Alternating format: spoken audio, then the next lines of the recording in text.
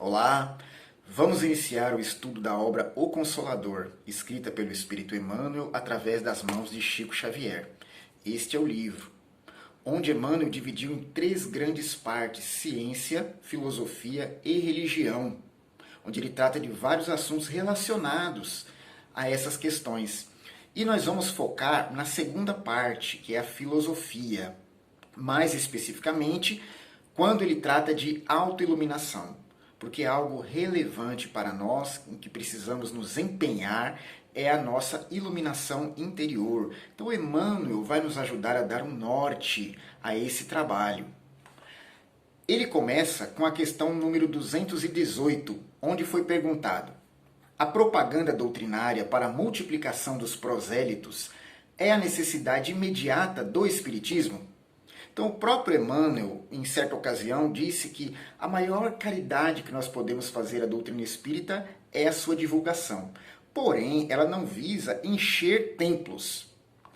Prosélitos, conforme foi perguntado, são fiéis, são adeptos. E quiseram saber de Emmanuel se a necessidade primeira do Espiritismo é atrair mais fiéis, mais adeptos, é disseminá-lo no meio da população para que ele se torne mais numeroso, para que ganhe em volume de pessoas. Será que essa é a real finalidade do Espiritismo, ou pelo menos a sua preocupação primeira? Vamos ver o que Emmanuel disse. De modo algum. A direção do Espiritismo, na sua feição de Evangelho redivivo, pertence ao Cristo e seus prepostos, antes de qualquer esforço humano precário e perecível. Então, para começar, independente da visão que nós tenhamos da doutrina, como nós a encaramos, como nós a vivenciamos, os seus dirigentes são o Cristo e os prepostos, ou seja, os espíritos que trabalham junto a ele para conduzir a terceira revelação aqui no mundo.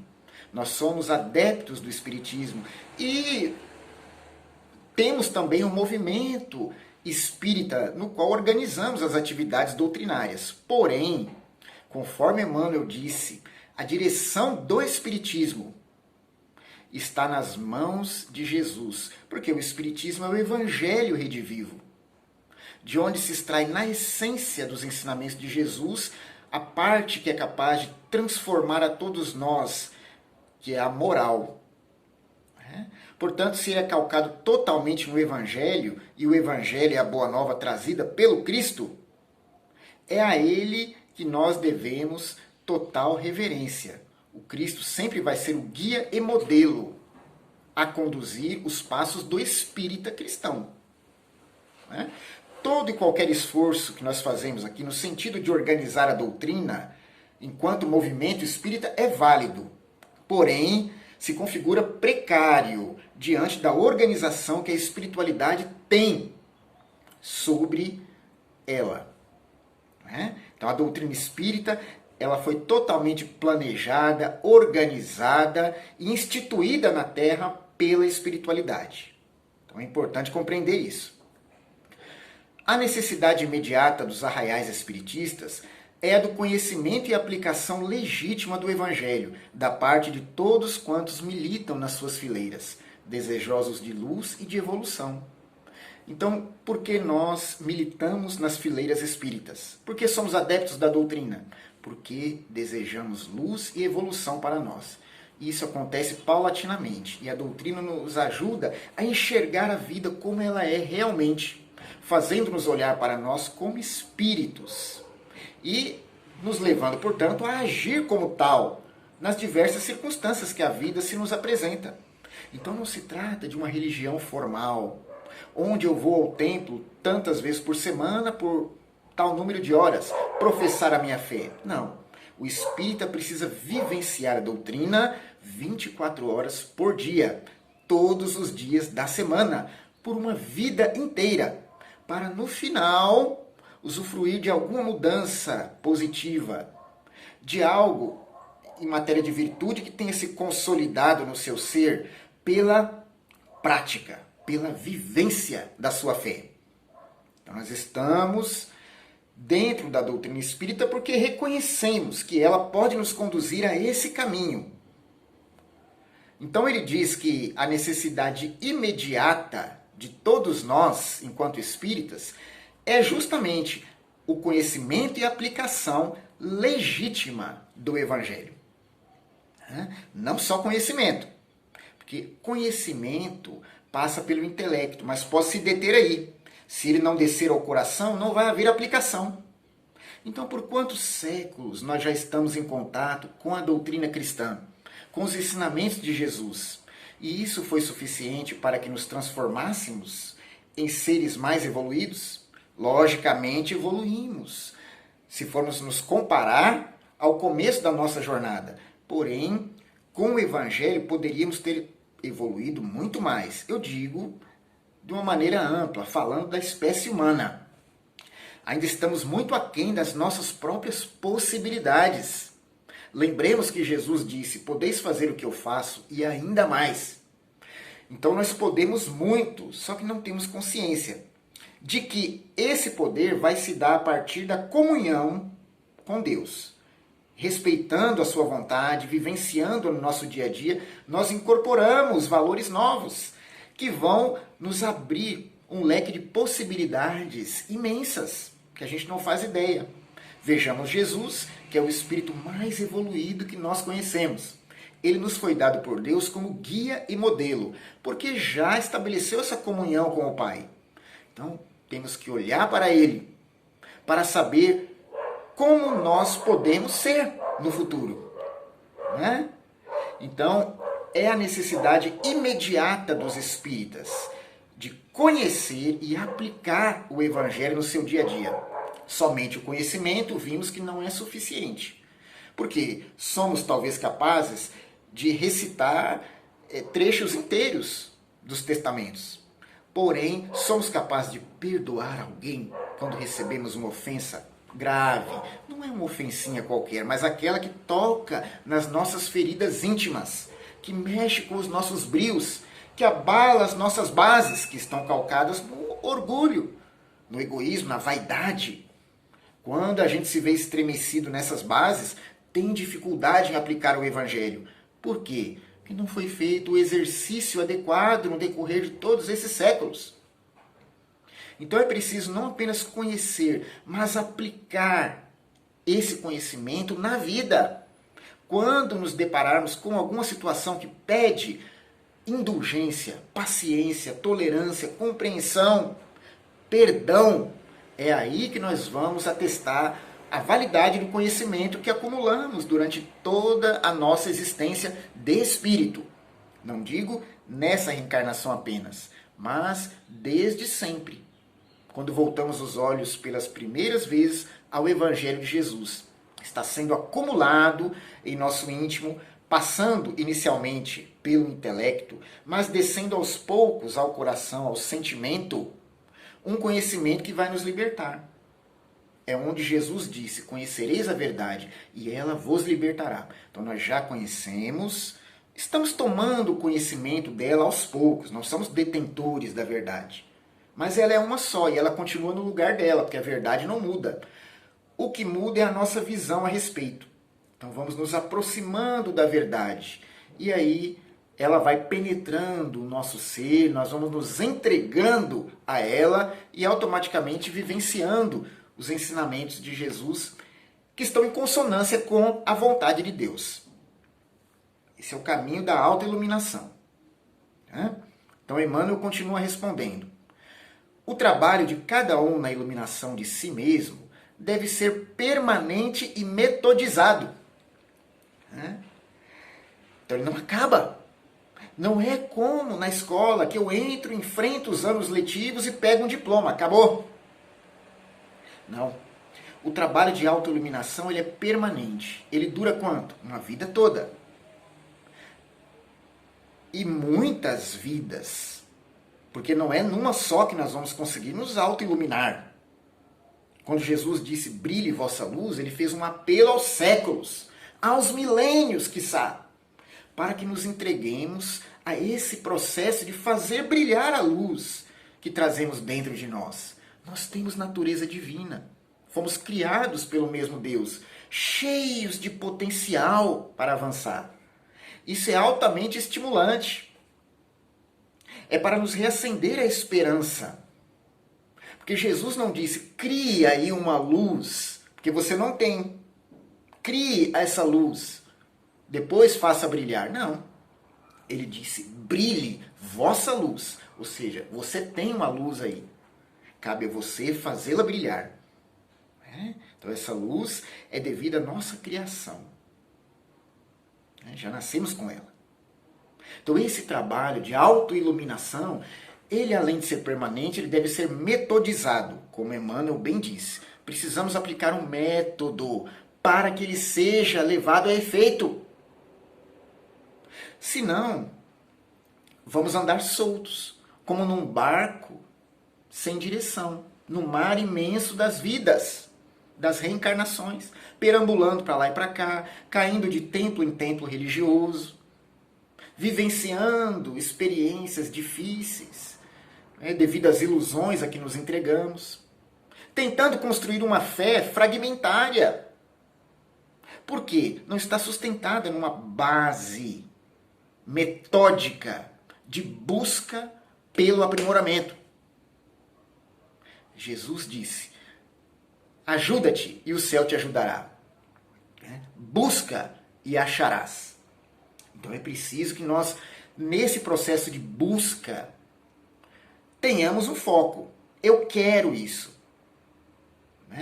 E a vontade para permanecer ativo nesse querer. Porque aí vamos, inquestionavelmente, conseguir o resultado. Porque ele afirmou, bata e a porta se abrirá. Agora é preciso ir até a porta e bater. Esse movimento é nosso. Que ela se abrirá, com certeza se abrirá. Porque Jesus afirmou. Busca e acharás. Não é talvez acharás. É uma afirmativa do mestre. Então o que nós estamos esperando para buscar? Com mais veemência, com mais esforço, com método. Qual é o método? Existem muitos. Eu vou aplicar na minha vida conforme as minhas possibilidades. Eu posso metodizar uma leitura. Se a doutrina espírita tem relevância para mim, se ela é importante na minha vida, eu vou me entregar ao seu estudo. E eu preciso ler, porque o livro ainda é a maior fonte de conhecimento espírita que nós temos. Então eu vou ler. Já que não podemos nesse momento ir à casa espírita, vou assistir os vídeos também, que me ajudam, me estimulam. São acessórios válidos. Agora, se eu não tenho tempo para ler, eu vou procurar um tempo dentro das 24 horas que Deus me deu. Que seja meia hora por dia, que sejam 15 minutos, é melhor do que nada. E o que eu vou ler? As obras básicas de Allan Kardec, os livros de André Luiz, de Emmanuel, e tantos outros referência na doutrina espírita, que vieram pelas mãos de Chico Xavier, de Divaldo Pereira Franco, por exemplo. Então eu vou criar um método de leitura, de oração. Se eu não tenho o hábito da oração, eu vou estabelecer um horário, que seja de manhã depois que eu acorde, ou à noite. O horário vai ser adequado às minhas necessidades e condições, mas eu vou orar todos os dias. Sozinho, com as minhas palavras, ninguém vai estar olhando, é entre eu e Deus. Não preciso saber falar bonito para orar. Então vou ler, vou orar, vou me entregar ao serviço do bem e vou me impor essa obrigação.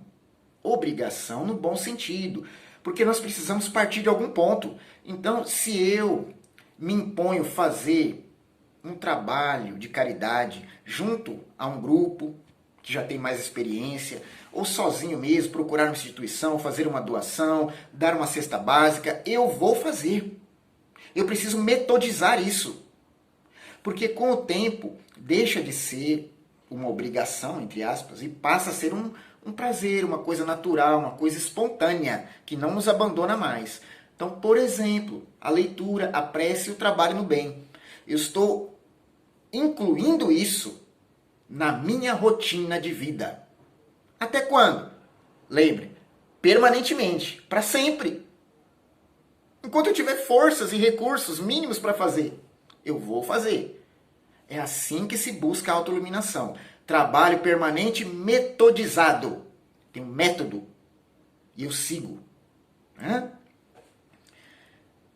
Ele segue dizendo: os fenômenos acordam o espírito adormecido na carne, mas não fornecem as luzes interiores, somente conseguidas à custa de grande esforço e trabalho individual. Então ele se refere aqui aos fenômenos espíritas, os fenômenos mediúnicos. Né? Então o espírito, quando se comunica, é um fenômeno. Os médiuns promovem fenômenos mediúnicos através da escrita, da fala, né, da audição. Então, mas esses fenômenos, como diz Emmanuel, eles acordam o espírito que está adormecido para a realidade da vida. Então, de repente, eu não considero a realidade que me cerca. Eu não me vejo como um espírito, e sim como um corpo que precisa ser alimentado, banhado, vestido, né? Aquecido. Então eu pago as minhas contas, eu trabalho para ter um dinheirinho para me manter no mundo. Eu estou dando a César o que é de César, esquecendo de dar a Deus o que é de Deus. Quantos não vivem assim? Então, os fenômenos espíritas servem para despertar a criatura para a realidade da vida, que ela é um ser imortal, temporariamente revestido de um corpo físico. Precisa, lógico, cuidar desse corpo, que é responsabilidade. Mas precisa, primeiramente, cuidar do espírito. Sempre. Daí a autoiluminação. Não é o corpo que vai se iluminar. É o espírito. Quando nós vemos alguém sorrir, aquele sorriso radiante, parte do espírito. Não são os lábios propriamente ditos. Nós vemos ele materializar o sorriso. Os olhos materializam o sentimento que parte do espírito. Então, se ele não estiver iluminado minimamente, não vai haver sorriso radiante, não vai haver olhar contagiante, envolvedor, não vão haver palavras que vibrem afeto, fraternidade, amizade. Não vai haver. A prova disso é que, por vezes, o rosto mais belo é apagado, não apresenta vivacidade. Né? E aquele fora do padrão de beleza considerado na sociedade tem uma alegria, transmite algo muito positivo, porque o espírito está se iluminando. Então precisamos cuidar do nosso íntimo, do nosso coração. Né? Então é onde ele diz, isso só vai se dar à custa de grande esforço e trabalho individual. Por isso que não é um esforcinho de alguns dias, algumas semanas, meses, poucos anos. Não, é um esforço de uma vida. E podemos ter certeza de que o resultado vai sendo alcançado com o tempo. Não é? No final da vida, nós vamos ter o apanhado de tudo que fizemos. Então, certamente, receberemos pelo conteúdo todo que nós trabalhamos durante as décadas que vivemos. Porém, no decorrer da vida, não precisa esperar chegar no final para ter um resultado. Nós vamos sentindo satisfação crescente. Porque aquele que se entrega ao trabalho de autoiluminação anda de acordo com a vontade de Deus. E todo mundo que faz isso experimenta já um benefício imediato. Alegria de viver. Esperança renovada. Fortaleza diante das provações. Então ele não vai se ver livre das dificuldades da vida, dos empeços que as injunções reencarnatórias trazem, porque isso é para todos nós. Nós crescemos através de dificuldades, que são oportunidades, quando nós aprendemos a enxergar melhor. Então nós vamos ter mais fortaleza para enfrentar. É a pessoa que se mantém equilibrada, calma, diante de acontecimentos dramáticos da vida, como desencarne de entes queridos, enfermidades na família ou em si próprio, reveses financeiros. A pessoa não cai no desespero, porque esse trabalho constante de autoiluminação vai fortalecendo o espírito. Então o resultado da reencarnação é um resultado final, mas parcial, né? Porque ele continua depois em outras reencarnações. Mas nessa reencarnação, o resultado final vai ser lá depois que a gente desencarnar, onde nós vamos incorporar os valores que buscamos durante a vida. Porém, nós vamos já sentindo os efeitos dessa busca durante toda a nossa existência. Então, isso é muito consolador, muito cheio de esperança para nós, não é?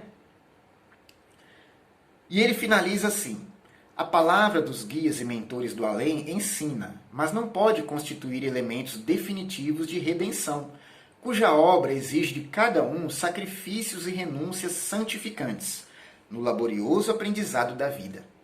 Então a redenção espiritual é trabalho de cada um de nós. A palavra amiga dos mentores do além vai ajudar. Nós somos espíritas e temos muito contato com essa palavra. Seja lá no centro, através dos fenômenos mediúnicos que possamos testemunhar, seja pelos livros, né, como esse que nós estamos estudando, onde a espiritualidade maior se dirige a nós, enchendo-nos com sua palavra de esperança, de consolo, de orientação, né? Porque só pode orientar alguém aquele que já trilhou os caminhos que a pessoa está seguindo. E eles já fizeram isso. Por isso que Deus permite que eles venham nos orientar. Porém, essa palavra não vai promover a nossa regeneração íntima. Isso é fruto do trabalho individual, para que tenhamos justamente um mérito sobre ela. De que adianta alguém me iluminar? Eu não vou ter experiência de ter lutado por isso, trabalhado por essa condição. Eu vou ser iluminado por um holofote externo a vida toda. Não adianta, porque se esse holofote se apagar por algum motivo, eu não terei luz própria. E aí, como eu faço? Por isso que Jesus recomendou: brilhe vossa luz, porque você tem. É claro que a luz de fora vai vir, que são aqueles irmãos que já caminharam mais, da espiritualidade principalmente, a nos iluminar o caminho, o entendimento. Porém, a luz de dentro é trabalho nosso. E esse trabalho exige esforço. Para finalizar, Allan Kardec disse: o verdadeiro espírita se reconhece pela sua transformação moral e pelos esforços que faz por dominar as suas más inclinações. Esforços. Então a palavra esforço, ela vai estar sempre presente na vida do espírita. Sejamos nós aqueles que valorizam então cada momento da reencarnação e aproveitam-no com todas as possibilidades que ele traz de crescimento. Não nos enganemos. Cada desafio, cada lágrima derramada, quando não filha da revolta, né? Cada movimento que fazemos no sentido de compreender, tolerar, respeitar, perdoar o próximo, é um avanço na nossa jornada. Que Deus nos abençoe então, que os bons espíritos estejam conosco e que o Mestre Jesus nos fortaleça, sendo sempre o nosso guia, o nosso modelo. Até mais, obrigado.